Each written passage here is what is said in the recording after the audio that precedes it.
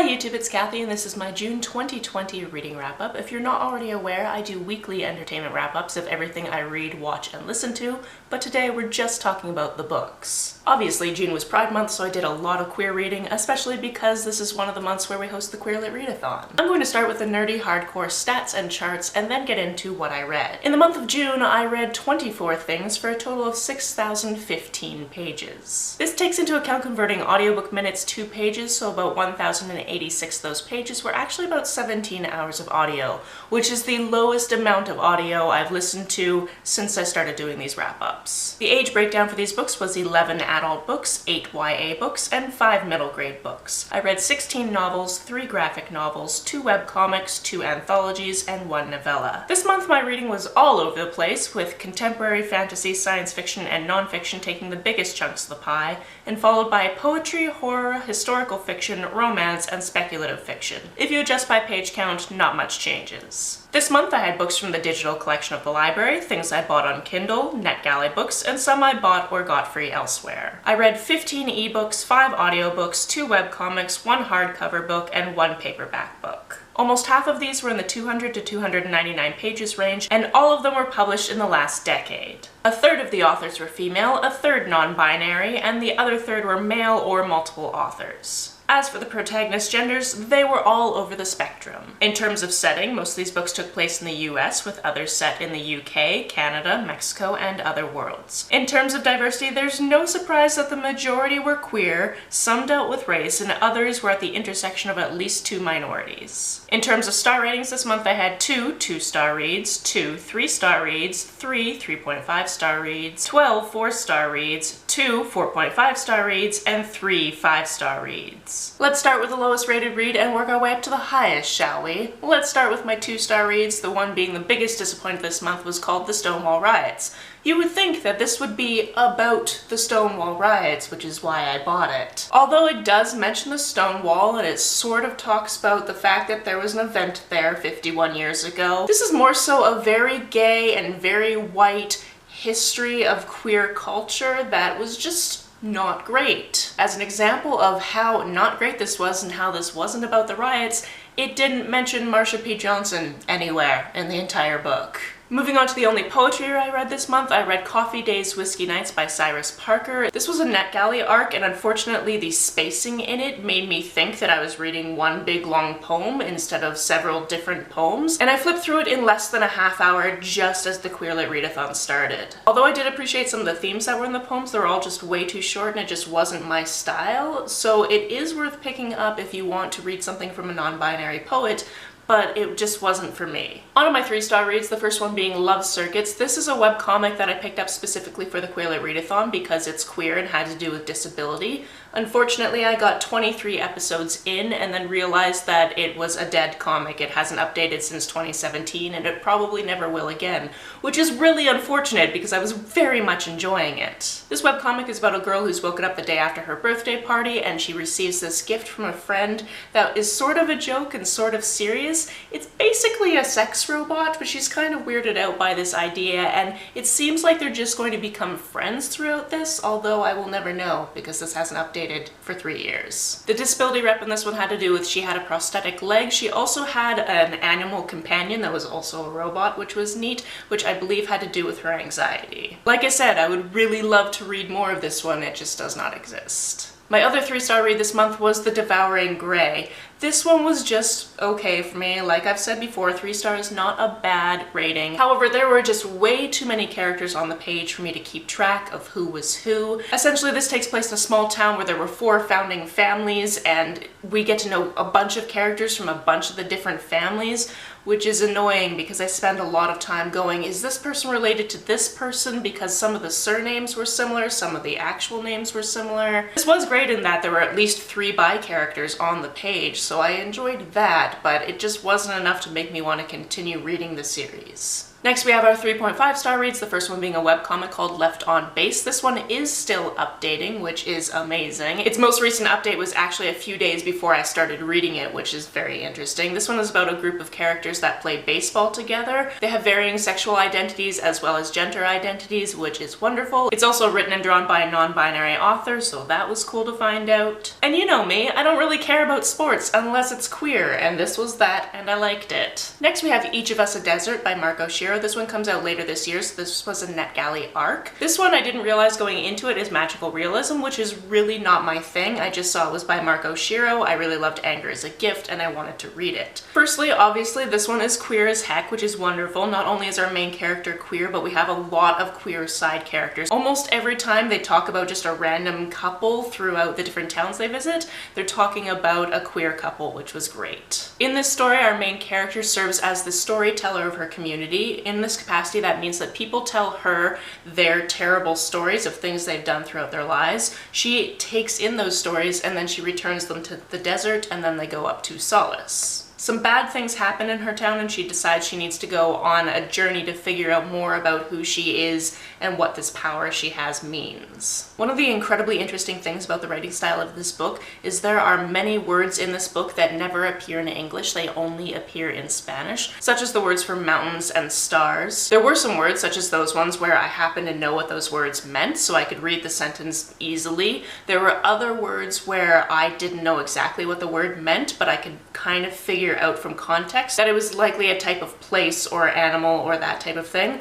Or I could have been completely wrong. The thing I really worry about is there are going to be white readers that look at this and go, why wasn't it all written in English? And I just will want to yell at them that not everything is for you. I actually had the pleasure of watching Marco Shiro on a live stream the other day, and they are just so lovely and wonderful, and I will always support whatever they write, even if it's not the genre that I prefer. My last 3.5 star read was another NetGalley arc, and that is Cinderella is Dead. This takes place about 200 years after Cinderella has died in the kingdom where she ruled, and a lot of things are going badly there. Our main character, Sophia, is a lesbian. She has a girlfriend. Obviously, this is not going to be allowed to happen because the patriarchy is very strong here.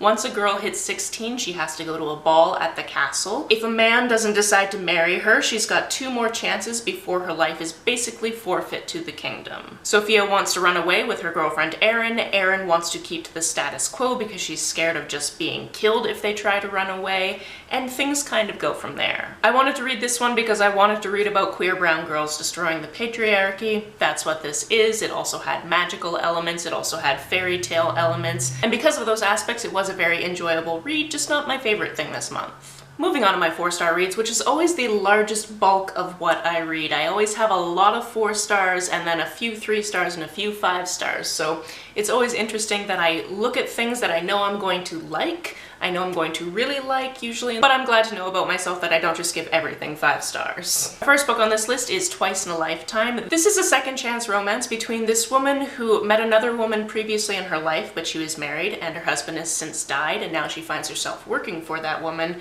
and a woman who works for the police force. I chose this one for my Queer Lit Readathon well before the most recent police killings in America of black folks, so going into it I was like, oh no, am I just going to read about 2 white police officers falling in love and have nothing challenged, and I felt kind of weird about it. But then as I started reading it, I realized that the main character was Jewish and the love interest was black, and I felt a little bit better about it, especially because this didn't really have to do with being a police officer. You could have easily transposed this into social work and it would have been just the same plot. And ultimately, I really enjoyed this love story of these women in their 40s and 50s getting together and what that means for their adult children and all of those types of things. This month I also read The Past and Other Things That Should Stay Buried. This is about Dino, a boy whose family owns the funeral home in town, and his ex-best friend June, who has just died. When June died, they were not on speaking terms anymore and didn't have a chance to fix their relationship, and he ends up actually doing her makeup before she's supposed to go to her own funeral, and she wakes up on the table. Now this isn't she wakes up as in some like Romeo and Juliet bullshit where it just seemed like she was dead. She was definitely dead. There was an odd autopsy. They took out organs and weighed them and that type of thing.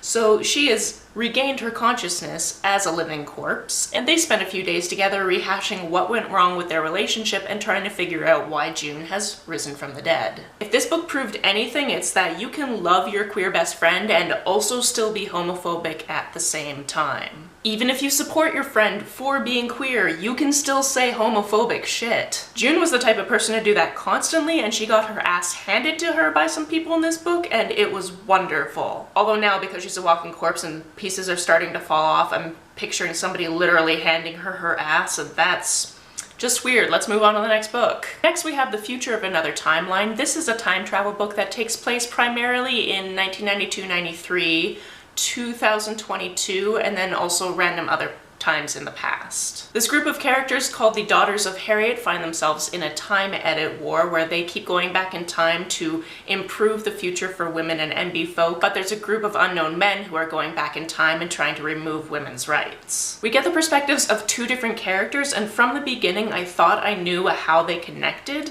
but I was wrong, and I liked that I was wrong. That was an interesting twist. One of the criticisms that I have is that the Daughters of Harriet only had women and NB folk in the group, and I would have loved to see there be male folk in the group as well, because feminism is for everyone. But as far as time travel novels go, this one was pretty good. I also geeked out quite heavily at one point because when they went to their first meeting that we saw in the book, they were drinking a bottle of Belvinny, which is my favorite scotch, so I got very excited about that. Parts of it also take place in Flin Flon, which is a ridiculously named city in my country, so there were things like that that brought me a little bit of joy for no reason to do with the plot. Next I read In the Role of Brie Hutchins. This is a middle grade book about this girl that goes to a Catholic school and is starting to realize that she likes girls. Unfortunately, when she's Googling her favorite soap opera star, who she happens to think is very, very pretty, she realizes that that star has a Playboy spread and is looking at it when her mom walks in the room one day. To distract her mom from realizing that she's looking at boobs, she blurts out the first thing she can think of, which is that she has been picked to do this prestigious thing at the Catholic school that she knows is going to make her mom happy. Unfortunately, she hasn't been picked, nobody's been picked, so she goes on this crusade to try to be the person that gets to do that task and make her mom very happy. This book sits at the cross-section of figuring out your faith and figuring out your sexuality and whether or not they can have anything to do with each other. It also has to do with family members and if they're supportive or not. Everybody in her life reacts a little bit differently to her coming out, and it was just really good. There's also a very nice will there or won't they kind of romance mixed in there, and I appreciated that. Those dogs need to shut the fuck up, I'm filming. This also had a lot to do with soap operas as well as acting in general, and because I'm a previous theater kid, once a theater kid, always a theater kid, I liked that aspect of it. I've spent a couple of years being jealous of people in the States who have the Hoopla app from their library and who have access to graphic novels, because up until very recently, my library didn't have graphic novels on the Hoopla app, but it does now, and I'm excited. The first one I read is Motor Crush Volume 1. This is a futuristic graphic novel about a girl named Domino. She races bikes for sport, both professionally and in this kind of indie tier that you're not really supposed to talk about. And mostly what you win in this indie tier is this thing called Crush. Crush is something that you can put in your bike and make it go faster, sort of. But Domino also has this weird genetic thing where she actually needs to inhale little bits of Crush to continue living. It's basically a medicine to her. She sits on this very fine line of competing both ways because if the professional league finds out about her other activities, she's going to get kicked out. She also has this ex-girlfriend that used to be on the team that worked on her bikes, and that ex-girlfriend is getting in trouble with some loan sharks, so there's a whole plot line there about trying to help each other out and raising the stakes on these races. And again, you know I don't care about sports unless you make it queer, in which case I just love the narration. That's not fair. I don't care about watching actual sports. I love watching movies about sports or reading books about people playing sports. It doesn't even always have to be queer every time. But if it's queer, that makes it even better for me. The group book for the Queer Lit Readathon is This Is What It Feels Like. This is about a trio of girls who are all in a band together, and then that band broke up and we're seeing them kind of coming back together for this summer competition. Our three characters included a girl who is a lesbian and finds a love interest throughout this book, which I very much enjoyed, a teen mom who decided that she needed to distance herself from the group Drunk, and that's why the band broke up. Because she figured if she's raising a child, she needs to keep that child safe, and the one that has alcohol issues is not safe to be around. In addition to this, the one that became a teen mom is also heartbroken because about a month before she realized she was pregnant, her boyfriend died. So we have primarily these three perspectives, but every once in a while we get these perspectives from Elliot, which is the boy that died, and we see things from their past. And that's the part of the book that didn't really work for me. We didn't really need to see his perspective. We could have seen these past scenes through the lens of these girls and it would have been fine. I was waiting for it to like wrap up his perspective in some interesting way, and that just didn't happen. However, I did very much enjoy getting the band back together, these trust issues, them working through their friendship, all of those types of things. So if anything I've said about this book interests you, I definitely recommend picking it up. Next we have a novella called Fina. This is about two characters that work in this place that's kind of like an IKEA, and a few days ago they broke up. Our main character is a girl and the ex-love interest is non-binary, and oh my goodness, working as a non-binary person in a retail setting sucks, and this novella just throws that right out there. Our main character actually switched her schedule around so she wouldn't have to see her ex for a little while, but she ends up getting called into work at the retail job. And not only is this retail job kind of soul-crushing, and not only does she now need to see her ex, unfortunately, an old woman goes missing in the store. This is when the entire staff finds out that sometimes this store has portals to other dimensions. And guess what? The two lowest ranking members on the staff have to go through the portal to find this customer. Capitalism at its finest, my friends. Who are the two lowest ranking members, you might ask? Our main character and her ex, of course. I really enjoyed this. It was incredibly inventive. If you're looking for a fuck capitalism book for the fuckathon this month, definitely pick up this one because it's short, it's very enjoyable, it's queer, I love it. Next we have The Forgotten Girl by India Hill Brown. This is a paranormal horror middle grade book, which is not something I've read a lot of, and I would love to read a lot more horror middle grade stuff besides like Goosebumps, because that stuff was cheesy even when I read it when I was a kid. Our protagonist in this one is a black girl in a predominantly white town, and she deals with a lot of microaggressions at her school. And they're given a history project, and she's looking at the lists of topics she could choose from, and it's all the same things they've learned since the 2nd grade. And she decides that she wants to do something else. Independent of this, when she's outside, when she's not supposed to be outside with her best friend, she ends up finding this grave, which turns out to be an entire graveyard that nobody knew was in her neighborhood. From there, she goes on to research the history of segregated graveyards in her neighborhood, because this is an abandoned black-only graveyard because the graveyard in her town used to only allow white people into it. I mentioned that this one is paranormal, and you can probably guess where that aspect is going to come from. I had taken this one out of the library before I even realized that I actually follow India on BookTube. It was funny because about a week previous I had thought to myself that I hadn't seen a video from Books and Big Hair in a very long time, and then I realized that this book was hers, so that would explain why she doesn't post as often as she used to. This dealt with microaggressions and friendship and learning your past, and I very much enjoyed it. Another middle grade I read was New Kid. This is a graphic novel, but I actually listened to the audiobook adaptation, which is full cast. I love me a full cast narration. This is about this boy named Jordan who is going to a new school on financial aid, and all of the microaggressions he also faces at this new school, especially from his teachers. I would like to read the graphic novel at some point because Jordan is actually very interested in making his own graphic novels, so there's these sections where he has sketchbook breaks and he's basically explaining things that are happening in the school which seem very, very interesting, and then later in the plot one of the teachers actually finds his sketchbook and they have a big discussion about this because his teacher has been very, very racist, and he basically has to call her out on it. Again, very highly enjoyable. I think this one has also won a bunch of awards, and I can see why. Next we have Shout Out, which is a graphic novel anthology of these very short queer stories, and all of them brought me just pure queer joy. This one is put together by Toronto Comics, so you can buy it directly through their website, either as a physical thing or as a PDF, and you can read it immediately,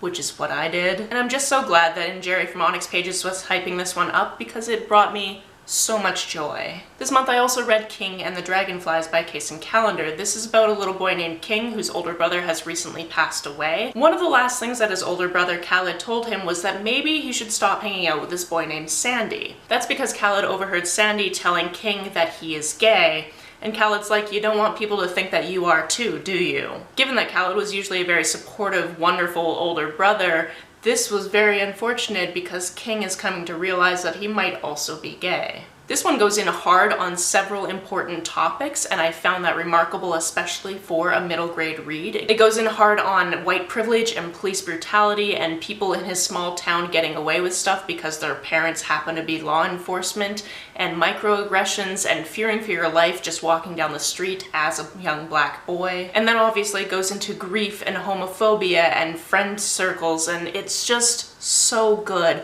I was very pleasantly surprised because the first two books that I read by this author I did not really enjoy. Hurricane Child just wasn't my speed because it's magical realism, and then This Is Kind of an Epic Love Story was just kind of eh. And then when I talked to my friend Rogan about it and realized that some of the deaf representation just wasn't done very well, I was just kind of eh about this author. But that's not really the case anymore, and we'll find out why when I talk about another book by this author later on this list. On to my 4.5 star reads, the first one being Meet Cute Club. This is about a man named Jordan who has this book club where they only read romances. They read across all the spectrums of romances, and one day he is buying the books for his romance book club at this bookstore. It's his usual bookstore, but there's a new guy behind the counter who kind of gives him a little bit of flack, being like, why are you buying all these old lady books? What are you doing? But he's also kind of flirting with him and ends up joining the book club and ends up helping him with the book club. And it's a wonderful little back and forth romance. Obviously there's some tension in this where you're just going to sit there and be like, no guys, just stop being silly, you know you love each other. And that wasn't my favorite thing in the world, but the redeeming scene was just wonderful and made up for that for me. If you're looking for something cute, short, and fluffy, much like myself, you'll want to pick this one up. My other 4.5 star book was Gears for Queers by Abigail Melton and Lilith Cooper. This is a narrative nonfiction book of this couple biking through Europe together. The perspective would switch back and forth between these two different authors, and we'd get to see their takes on what was happening on this trail. This trip was a challenge for both of them in various ways. They're not seen as the people that you would classically have on bike tour trips. To which I really say biking is for whoever wants to bike. But Abby feels discrimination in this community because she is plus size, and people look at her like she's not the type of person to do this athletic type of thing. And then Lil is non-binary, so faces being misgendered all the time while going in for supplies. It's not a monthly wrap-up without my camera battery, which is always fully charged, dying while I'm trying to talk about a book. I believe the camera stopped around the time I was talking about how both these characters have disabilities and mental health issues. They are also a couple and traveling together and constantly having to figure out if they out themselves as a couple or if they just talk about how they're roommates. This also talks about the logistics of having your period or having an upset stomach while you're on this type of tour. It made me really want to go on a trip. Probably not a bike trip because me and bikes don't work out so well together, but I need some travel. I was supposed to do so much travel this year and obviously not. And we're finally on to the 5-star reads, the first one being The Disasters by M.K. England. This is about 4 people who have gone to this space academy, and on the first day they have washed out. We don't immediately know why they've been kicked out of the school, but that is explained as we go along. As they're boarding the shuttle to go back to Earth in shame, the space station that they're on is attacked, and they are the only ones that get away from this attack. This book is action-packed with these characters trying to figure out what happened and how they can defeat the big bad, and I really enjoyed all of the different characters. Our main character is a hotshot bisexual pilot, we've got a black queer love interest, we've got a girl that deals with anxiety, we've got a hacker that wears a hijab, and we have a trans badass, so what else could you want from an action book? Our main character also got to explore issues with his family, there was also a love triangle going on, it was a lot in one very wonderful book. The penultimate book on this list is Me and White Supremacy by Layla F. Saad. This originated as an Instagram challenge over 28 days where you would learn about a new different topic about white supremacy and then do some journaling prompts. It has now been put into this book format. I listened to it over about 2 or 3 days. I very much enjoyed it, to the point where from July 1st to July 28th I am doing another reread of it. I'm doing 1 chapter per day, and then I'm sitting down and doing all of the journaling prompts that you were meant to do at the end of every chapter. If you're interested in joining that read along, the Twitter for it is Do the Work Whites. And I have pledged to reread this book every year, doing the journaling prompts every time. This book goes over things such as what is white supremacy, how are you contributing to it, either knowingly or unknowingly, how we treat black women, how we treat black men, the biases that we have. It is absolutely wonderful. It is so clearly written. It really makes you think. It makes you realize that even if you think that you are an ally, there are things that you are doing that are the opposite of being an ally. Once again, I highly recommend this book, and I recommend that you do the work while you read this book. That brings us to my favorite 5-star read of the month, which is Felix Ever After by Case and Callender. I told you I was coming back to Case and Callender. This book is about a 17-year-old trans boy named Felix Love who is attending a summer program at his art school, where somebody decides to out him, dead name him, and put up pictures from before he started to transition. Obviously furious about this, Felix decides he wants to catfish the person that he thinks did this in hopes of getting some embarrassing background on that person that he can share as revenge. This book really talked about being at the intersection of being queer, of being trans, of being a person of color. It also talked about being dead named without putting the dead name directly on the page. It talked about absentee parents, and even though you want that person to be in your life, sometimes they just won't. It also talked about parents who are trying their best but they're not doing their best. This book then also talks about privilege because Felix's best friend is very, very wealthy and doesn't see all of the privilege he has. It also talks about sexual encounters and crushes and people being transphobic as hell and then being called out for it. If you had asked me last year if a book written by Case and Callender was going to be my favorite book of a month, I would have said no, obviously not, based on the 2 first books I read, but I loved this so much and now definitely want to pick up anything else written by this author. If you want to hear me talk more about these books, or other books for that matter, the playlist for my weekly entertainment wrap-ups is always listed down below. If you've read any of these, please let me know about it down in the comments below. On the way down to the comments, if you hit that subscribe button, that would be very nice of you. If you don't feel like leaving a comment, but want to make sure that I know you were here, just leave me an emoji or a smiley face if you're on your keyboard. Some of you have asked if there's a way to financially support me at this time, so I have links to my Ko-fi account, which is like leaving a digital tip, down below, as well as the link to my Amazon wishlist, as well as the link to my PayPal in case that's more your speed. You can like and share this as you see fit, and I will see you very soon. Bye!